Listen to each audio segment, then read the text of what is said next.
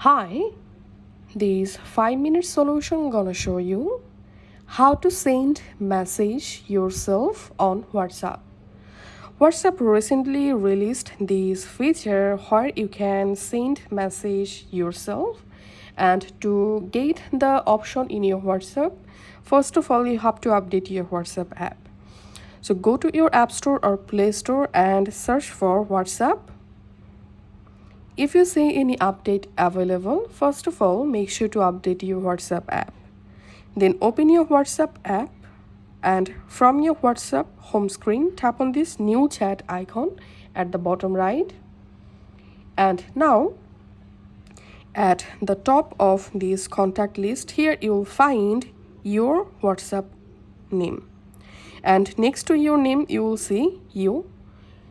So all you have to need, just here we can see message yourself. Just open your conversation, and once you are in message yourself conversation, here you can send a message yourself.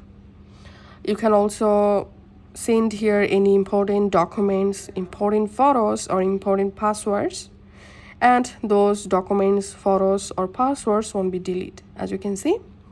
So this is how we can send message yourself on WhatsApp.